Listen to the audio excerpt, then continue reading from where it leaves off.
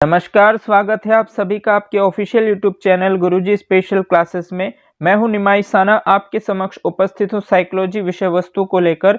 Students, last classes में हम अधिगम की आवश्यकता की पहचान टॉपिक को स्टार्ट कर चुके थे, जो आपके सुपर टेट से रिलेटेड है, जिसमें आपको पढ़ना होता है कि सीखने की आवश्यकता की पहचान हमें क्यों करनी है, सीखना क्या होता है, इसकी अर्थ क्या है, इसके परिभाषाएं क्या है, इसके पक्ष कितने होते हैं, इसकी विधियां कितनी हैं। इन सभी पॉइंटों पर हमने डिस्कशन कर लिया था। आज की क्लास में हम इसे कंटिन्यू करेंगे और जानेंगे कि अधिगम के प्रकार क्या होते हैं।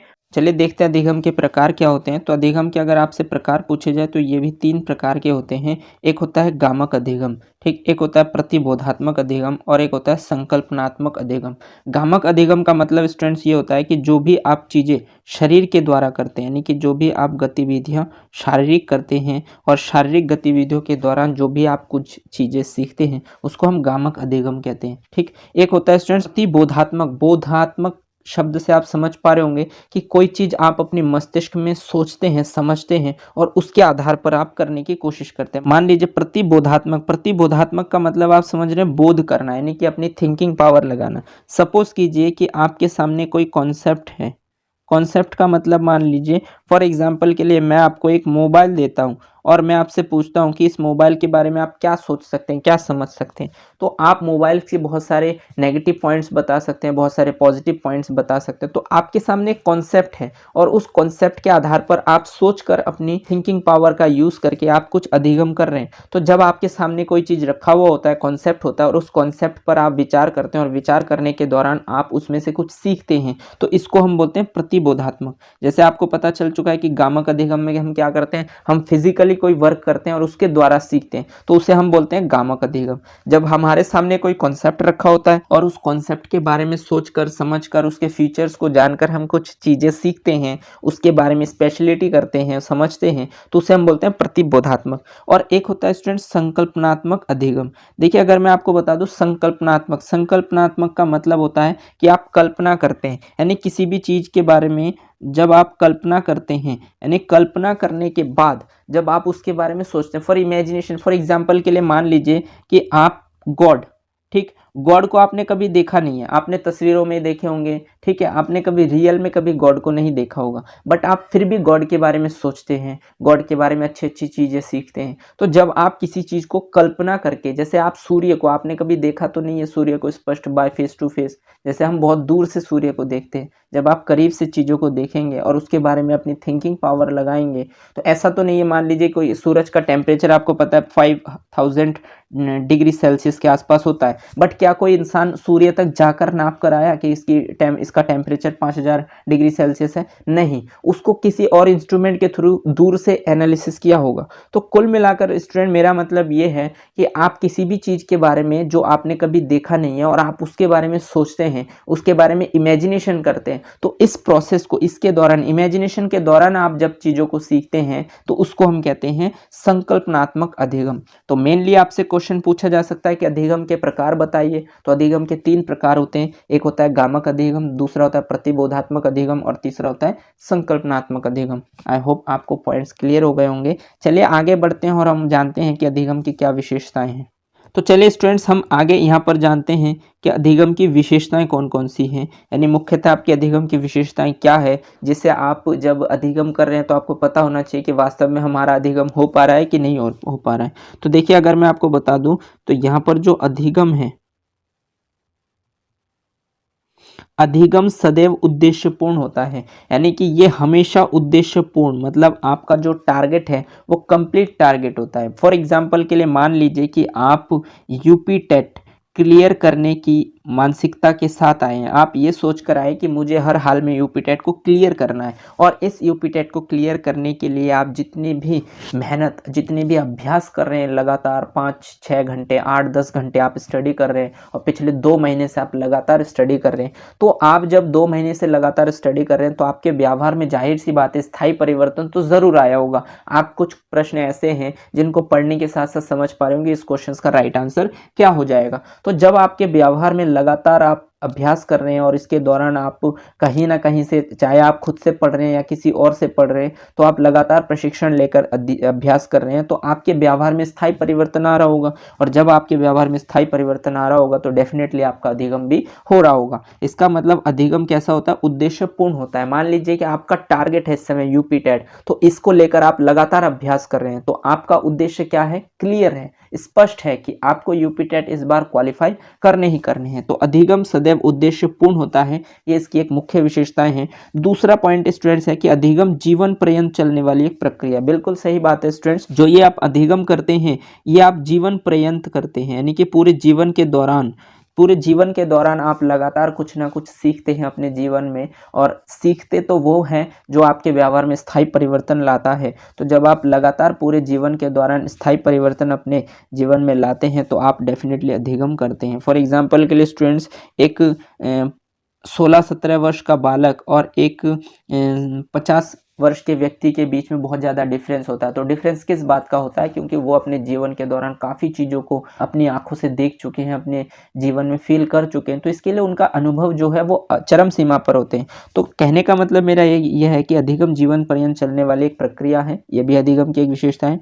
अधिगम एक क्रियात्मक प्रक्रिया है, यानी कि बिल्कुल सही बात है कि अधिगम एक क्रियात्मक प्रक्रिया, यानी कि जब आप किसी चीज़ के बारे में क्रिया करते हैं तभी आपका अधिगम होता है। फॉर एग्जाम्पल के लिए मान लीजिए कि आप जो है बीएड या बीटीसी करके आए हैं, तो इसका मतलब आप टीचर बनने की तैयारी पहले से कर आ रहे हैं, आप क्रिया कर रहे हैं तभी आप टीचर बन रहे हैं। फॉर एग्जांपल के लिए नॉन बीएड या नॉन बीटीसी, मान लीजिए ग्रेजुएशन बीएससी कर लिया, एमएससी कर लिया, लेकिन उनको सही तरीके से पढ़ाने का उन्होंने की तो है, बट उस वे में नहीं की कि आपको किस तरीके से एक प्रोफेशनल, जब आप बीएड और बीटीसी करके आते हैं तो आप पूरे 2 साल के दौरान प्रैक्टिस करते हैं कि कैसे कैसे जो हमारे विद्वान है, जो साइकोलॉजिस्ट है, उन्होंने किस किस तरीके के कॉन्सेप्ट दिए हैं, कैसे कैसे हमें बच्चों के सामने वर्क करना होता है, कैसे कैसे लेसन प्लान, छोटी छोटी चीज़ों से हम बड़े लेवल तक पहुंचते हैं। तो ये सब चीज़ें जब आप क्रियात्मक यानी व्यावहारिक रूप में जब आप क्रिया करते हैं, खुद से स्वयं से करते हैं, दूसरों को देख कर नहीं, जब आप खुद से करते हैं तभी आपके व्यवहार में स्थायी परिवर्तन आता है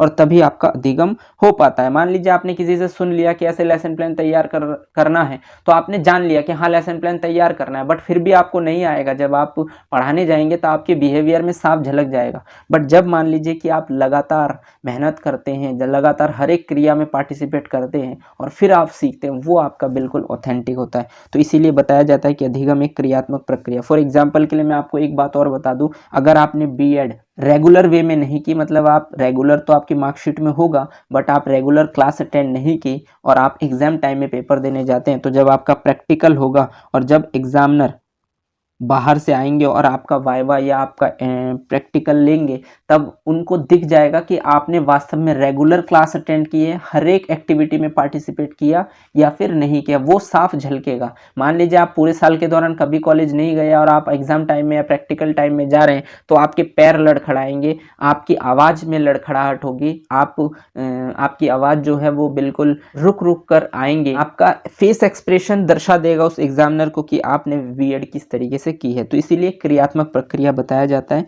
आई होप आप मेरी बातों को समझ पा रहे होंगे।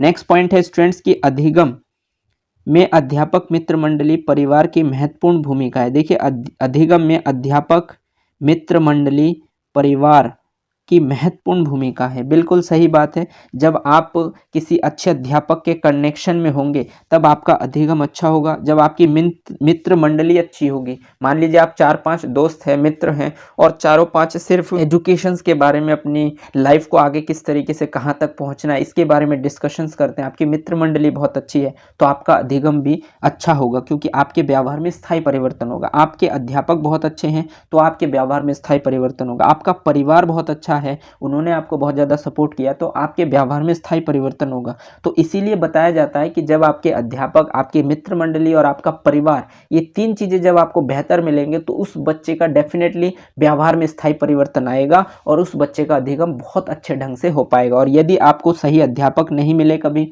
ठीक है, आपकी मित्र मंडली भी सही ना हो और आपका परिवार भी सही ना हो, तो आप इसमें मैं बता दूं आपको 5% लोग ही सक्सेस हो पाते हैं, 5% लोग ही अधिगम कर पाते पाते हैं, बाकी 95% लोग जो है वो इससे प्रभावित हो जाते हैं और उनका अधिगम सही ढंग से नहीं होता, क्योंकि उनके व्यवहार में स्थायी परिवर्तन ना आकर उनके व्यवहार में अस्थायी परिवर्तन आता है। वो कुछ दिन किसी चीज़ को अटेंड करते हैं, किसी 10 दिन बाद किसी और टॉपिक पर पहुंच जाते हैं, फिर 3 दिन बाद फिर किसी और टॉपिक पर, तो उनके व्यवहार में स्थायी परिवर्तन नहीं आता। इसका मतलब उनका अधिगम भी नहीं हो पाता। और लास्ट पॉइंट इसमें है कि अधिगम से ही सर्वांगीण विकास होता है। देखिए, जब आप अधिगम करेंगे मतलब आपके व्यवहार में स्थायी परिवर्तन होगा तो आपका अधिगम होगा, और जब आपका अधिगम होगा तभी आपका सर्वांगीण विकास होगा। आप समझ पा रहे हैं स्टूडेंट्स की जो सर्वांगीण विकास यानी ओवरऑल डेवलपमेंट जो आप बच्चे का करना चाहते हैं, तो उस बच्चे का ओवरऑल डेवलपमेंट करने के लिए सबसे पहले तो आपको खुद को अधिगम करना होगा, खुद के व्यवहार में स्थायी परिवर्तन लाना होगा। जब आप खुद के व्यवहार में स्थायी परिवर्तन लाएंगे तब आप चीज़ों को समझ पाएंगे कि सीखने का एक क्या प्रोसेस होता है,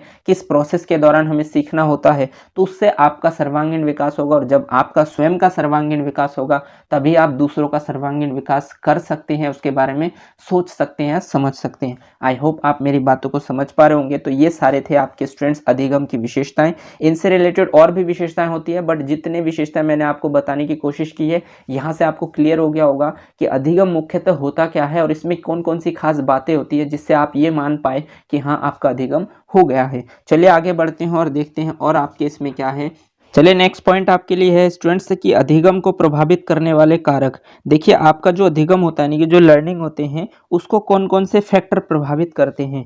तो आपके कुछ फैक्टर ऐसे होते हैं जो अधिगम को प्रभावित करते हैं, कौन से पॉजिटिव फैक्टर होते हैं, कौन से नेगेटिव फैक्टर होते हैं, उनके बारे में भी आपको पता होना चाहिए, ताकि जब आप अपने बच्चों को एजुकेशन दे या आप उन बच्चे को प्रशिक्षण दे तो आपको पता होना चाहिए कि इनके लिए कौन कौन से फैक्टर ज़्यादा बेहतर है, इनके लिए पॉजिटिव काम करने वाले हैं, और कौन कौन से फैक्टर ऐसे हैं जो नेगेटिव है और इनको इनसे दूर रखना है। तो ये आपको पता होना बहुत ज़्यादा ज़रूरी है। तो स्टूडेंट्स, अधिगम को प्रभावित करने वाले कारक में सबसे पहले होता है अभिप्रेरणा। जैसे कि आप जानते हैं, आप भी शायद इस समय जो आप किसी भी चीज़ की तैयारी कर रहे हैं तो आप मोटिवेशन तो बहुत लेते होंगे कहीं ना कहीं, और ऐसे सोर्सेज से मोटिवेशन लेते होंगे जहाँ से जिनको सुनने के बाद आपके अंदर पॉजिटिविटी आए और आप पॉजिटिवनेस फील करें और उसके हिसाब से आप आगे बढ़े। तो देखिए, मैं आपको बता दूं, आप किसी भी बच्चे को या किसी को भी गाइड कर रहे हैं, आप किसी को भी प्रशिक्षण दे रहे हैं, तो आपका कर्तव्य ये है कि उनको बीच बीच में मोटिवेटेड जरूर करना है, क्योंकि मोटिवेशन बहुत ज़्यादा ज़रूरी है। मान लीजिए आप लंबे समय से बस पढ़ाए जा रहे हैं, आप मोटिवेट नहीं कर रहे हैं, आप बच्चों को यही नहीं बता रहे हैं कि आप जो यहाँ सीख रहे हैं इसका क्या उद्देश्य है, आपको आने वाले समय में कहाँ फ़ायदा पहुँचाने वाले हैं,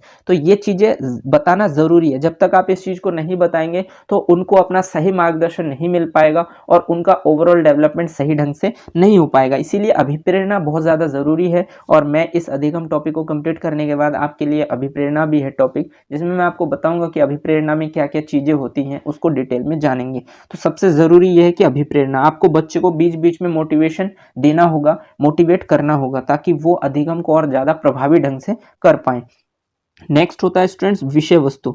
देखिए, आप किसी भी विषय को पढ़ाते हैं बच्चों को, तो आपका जो विषय वस्तु है वो बिल्कुल बेहतरीन होना चाहिए। आप बेहतरीन किस ढंग से होंगे, तो पहली बात तो यह है कि जो आपकी विषय वस्तु है वो सरल होनी चाहिए, यानी सिंपल होनी चाहिए। जब आपका विषय वस्तु सिंपल होगा, जितना ज़्यादा सिंपल होगा उसे सुनने समझने में ज़्यादा आसानी होगी। ठीक, तो आपका जो विषय वस्तु है, जो आपका कंटेंट है, वो बिल्कुल कैसा होना चाहिए, सिंपल होना चाहिए। ये नहीं कि आपने बुकिश लैंग्वेज उठा ली या किसी बुक से आपने क्वेश्चंस उठा लिए और आप उन्हीं को ही कराए जा रहे। कोई भी चीज़ आपने पहले नहीं बताया, आपने बाद में नहीं बताया, बस आप बुक से पढ़ रहे हैं और पढ़ा रहे हैं। इसको आप ना तो विषय वस्तु कहिए और ना ही आपका है ये, क्योंकि आपने तो किसी दूसरे का ले रखा है। आपका खुद का होना चाहिए चीज़ें। जब आपके खुद के होंगे तभी तो आप उसमें बता सकते हैं कि ये ऐसे होता है, ये इस तरीके से होता है, तभी आप बच्चे का अंडरस्टैंडिंग डेवलप कर पाएंगे। मान लीजिए आप गए किसी बुक को उठाया, उसमें से वहाँ जो लिखा है वही चीज़ें पढ़ा रहे हैं, तो इसको आप ना तो विषय वस्तु कहिए और ना ही ये आपका विषय वस्तु है। तो लेसन प्लान में आपको यही सिखाया जाता है कि आप किस तरीके से लेसन,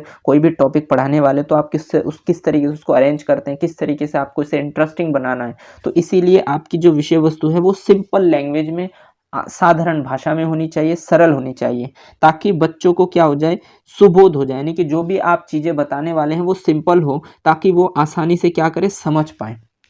यानी उनके लिए सुबोध हो पाए। और दूसरा ये है कि जो भी आपकी विषय वस्तु है वो सामान्यीकृत होनी चाहिए, यानी कि सिंपल होनी चाहिए। जब आपकी चीज़ें सिंपल होंगी तो आप जो भी चीज़ें उनके सामने प्रस्तुत करेंगे आसान लैंग्वेज में, साधारण भाषा में। जैसे आप देखते हैं, आप किताबों को उठाते हैं तो उसमें बहुत सारे लैंग्वेज ऐसे होते हैं जो शब्द पढ़ने के बाद 2-4 शब्द ही ऐसे होते हैं कि आपको उसका अर्थ ना पता चल पाए। तो यदि आपको खुद का उसका अर्थ ना पता हो तो फिर आप उसको समझेंगे कैसे? इसीलिए हमारे लिए थोड़ा सा टिपिकल पड़ता है कि हम किसी भी बुक को पढ़ते हैं और हम प्रॉपर उसे सही तरीके से समझ नहीं पाते, या बच्चे उसको समझ नहीं पाते। मान लीजिए बच्चे आपसे जो सीखने के लिए आए हैं, किताब तो उनके पास भी है, ठीक। मान लीजिए उनके पास 6ठी क्लास की विज्ञान की बुक है या ईवीएस की पुस्तक है 5th क्लास की, तो बच्चा उसे खुद भी तो पढ़कर समझ सकता है, बट उसकी इतनी मानसिक क्षमता नहीं है कि वो सारे शब्दों को पढ़कर उसका अर्थ निकाल पाए। इसका मतलब उसके लिए वो शब्द कैसे हैं, टिपिकल लैंग्वेज है। अब आपको क्या करना है, उन शब्दों को आसान भाषा में आसान तरीके से उसे कन्वर्ट करना है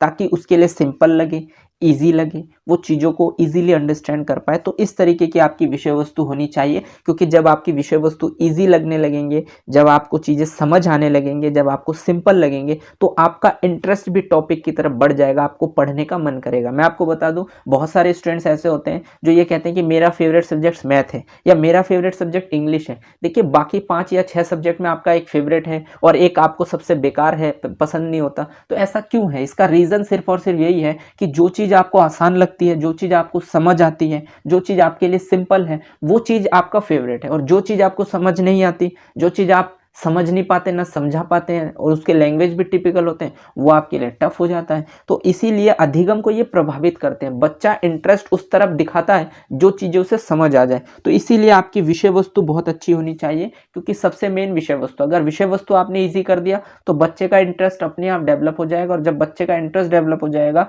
तो वो अधिगम ज्यादा करने की कोशिश करेगा। आई होप आप मेरी बातों को समझ पा रहे होंगे। चलिए नेक्स्ट टॉपिक की तरफ आगे बढ़ते हैं। नेक्स्ट पॉइंट आपके लिए स्टूडेंट्स वातावरण। देखिए वातावरण कैसे होनी चाहिए, इन्वायरमेंट। तो इन्वायरमेंट आपका स्टूडेंट्स यहाँ पर एक मिसप्रिंट है, यह है नेत्र प्रिय।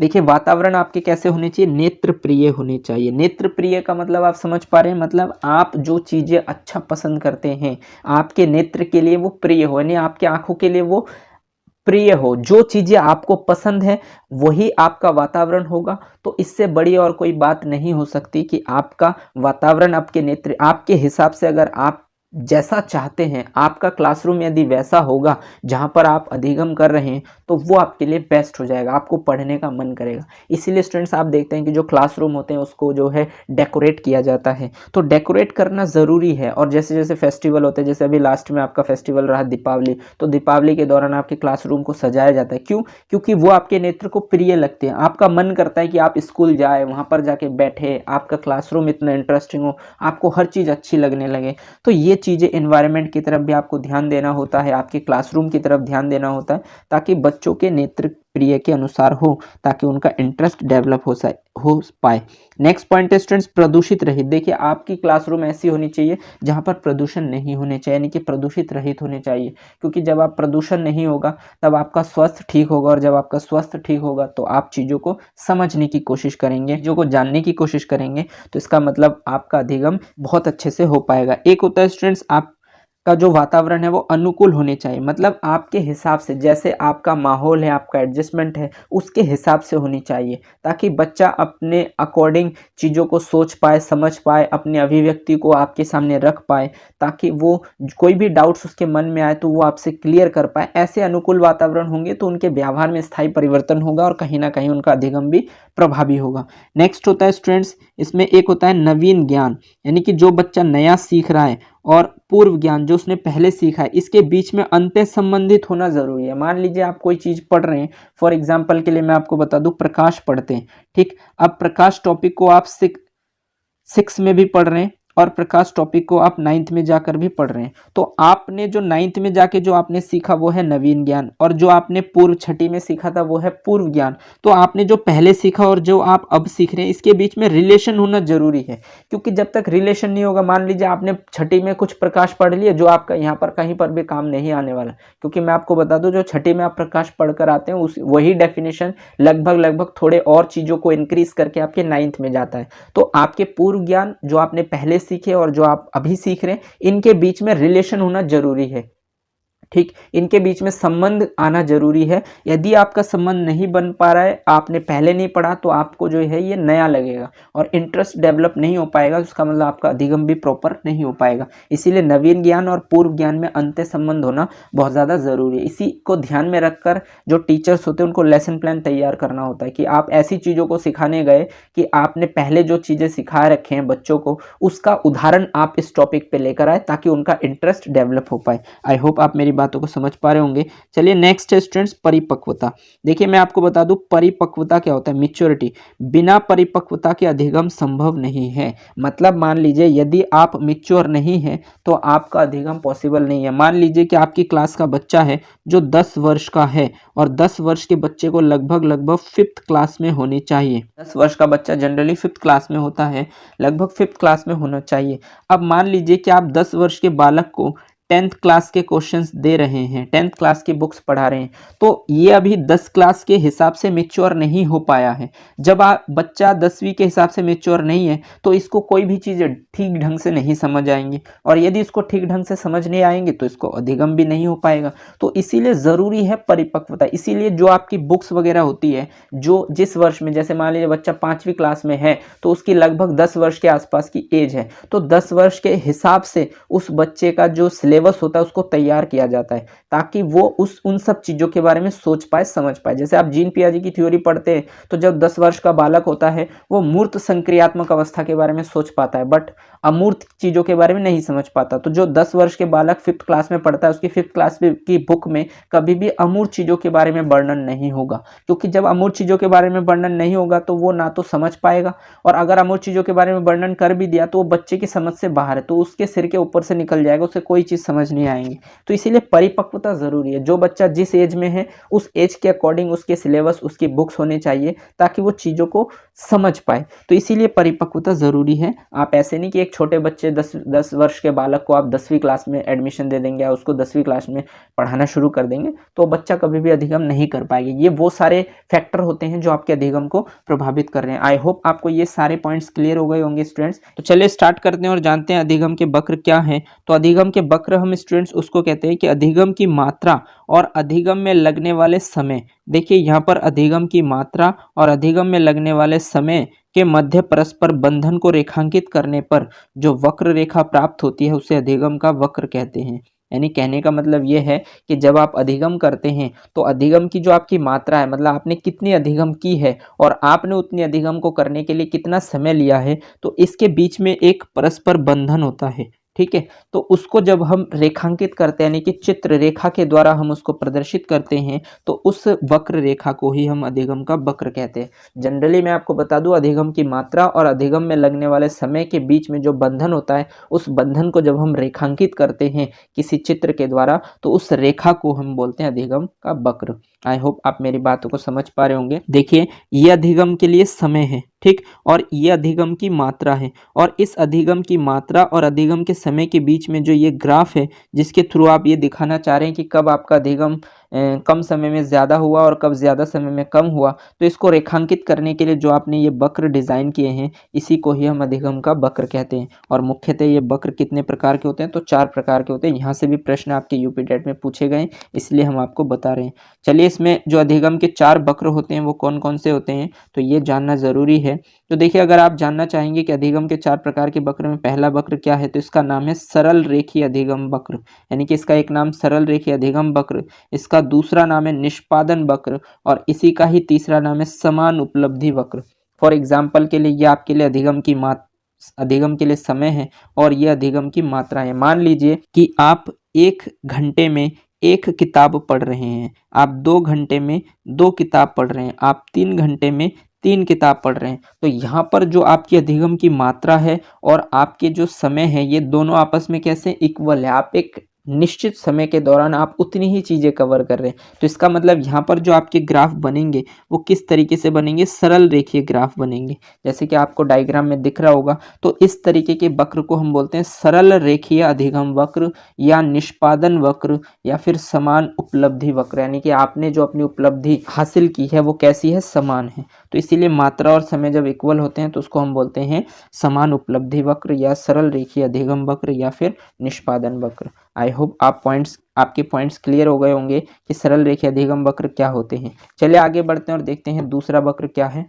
दूसरा वक्र स्टूडेंट्स आपके लिए है उन्नतोदर वक्र। देखिए आप शब्द से समझ पा रहे हैं, आप उन्नति कर रहे हैं, उन्नति का मतलब होता है आप आगे बढ़ रहे हैं, तो इसी का ही दूसरा नाम है बढ़ता हुआ वक्र, यानी कि जो आपका ग्राफ है वो कैसा है, बढ़ रहा है, या फिर इसी को ही आप कह रहे हैं धनात्मक वक्र, और इसी को ही आप बोलते हैं सकारात्मक वक्र। यहाँ पर स्टूडेंट्स ये सकारात्मक है, तो आप कैसे वक्र कर रहे हैं, उन्नतोदर वक्र हो रहा है आपका, या फिर बढ़ता हुआ वक्र हो रहा है, या आप धनात्मक वक्र कह लीजिए, या फिर आप इसको सकारात्मक वक्र कह लीजिए। तो इसमें क्या फर्क होता है स्टूडेंट, देखिए ये अधिगम के लिए समय है और ये अधिगम की मात्रा। इसमें क्या होता है, सपोज कीजिए कि आपने एक दिन में एक पुस्तक पढ़ी है, ठीक, आप दूसरे दिन में जाकर आप 2.5 पुस्तक यानी 1.5 पुस्तक और पढ़ लिया, आपने दूसरे दिन 1.5 पुस्तक पढ़ ली, आपने तीसरे दिन जो है वो 2 पुस्तक और पढ़ ली, यानी 2.5 से आप पहुंच गए 4.5। तो देखिए फर्स्ट डे आपने एक पुस्तक पढ़ी, सेकेंड डे आपने 1.5 पुस्तक पढ़ी है, ठीक है, 1:1/2, और थर्ड डे आपने 2 पुस्तक पढ़ी है। तो इसका मतलब आपकी एवरेज देखिए, आप पहले दिन 1 पढ़ रहे हैं, फिर 1.5 पढ़ रहे हैं, और फिर 2 किताब पर पहुंच रहे हैं। और इस तरीके से जब आप रोज कुछ फालतू करते हैं, एक्स्ट्रा करते हैं, तो इसमें क्या है कि आपकी जो मात्रा है, मात्रा तो आपकी अधिक है, और आप समय जैसे जैसे आगे बढ़ रहे हैं तो समय कम ले रहे हैं और आपकी मात्रा अधिक हो रही है। तो इससे जो आपका ग्राफ बनेगा वो काफ़ी ज़्यादा ऊपर की तरफ जाएगा, और जब आप ऊपर की तरफ ग्रोथ करेंगे तो उसको आप बोलेंगे उन्नति कर रहे हैं, यानी उन्नतोदर वक्र, या फिर आप इसको बढ़ता हुआ वक्र भी बोल सकते हैं, या आप इसको धनात्मक वक्र भी बोल सकते हैं, आप इसको सकारात्मक वक्र भी बोल सकते हैं। तो इसलिए ये जो है दूसरा टाइप है। चलिए आगे बढ़ते हैं और देखते हैं तीसरा टाइप क्या होता है। तो तीसरा टाइप है आपके लिए स्टूडेंट्स नतोदर वक्र।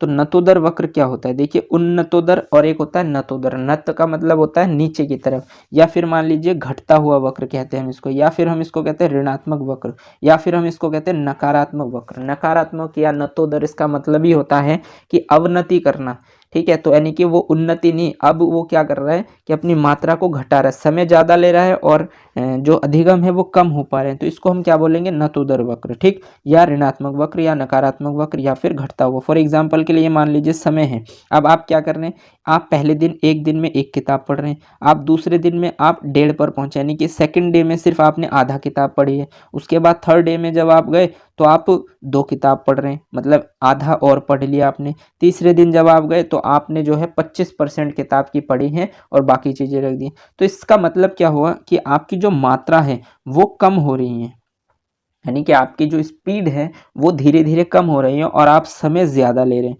तो इससे जो आपका ग्राफ बनेगा, देखिए ग्राफ तो आपका बनेगा, आप कुछ ना कुछ सीख रहे हैं, इसका मतलब आपकी उन्नति तो होगी, बट आपकी वो स्पीड से नहीं होगी जिस स्पीड से आपने शुरुआत की है। तो इससे जो आपका ग्राफ बनेगा स्टूडेंट्स, उसको हम बोलते हैं नतोदर वक्र, या फिर घटता हुआ वक्र, या फिर ऋणात्मक वक्र, या फिर नकारात्मक वक्र। इसका मतलब ये होता है स्टूडेंट्स कि आपके अंदर क्षमता तो है अधिगम करने की, बट आप उस हिसाब से नहीं कर रहे, उस स्पीड से नहीं कर रहे, कहीं ना कहीं आप कम कर रहे हैं। जो चीज़ आप 6 महीने में अचीव कर सकते हैं, उस चीज़ को आप 6 साल में जाके अचीव कर रहे हैं। तो यहाँ पर आप ये तो नहीं कह सकते कि आपका अधिगम नहीं हो रहा है, क्योंकि आप एटलीस्ट 6 साल में जाके कर तो रहे हैं ना, बट आपकी जो शुरुआत थी उस स्पीड से यदि आप करते तो शायद वो चीज़ आप 6 महीने में कर सकते थे।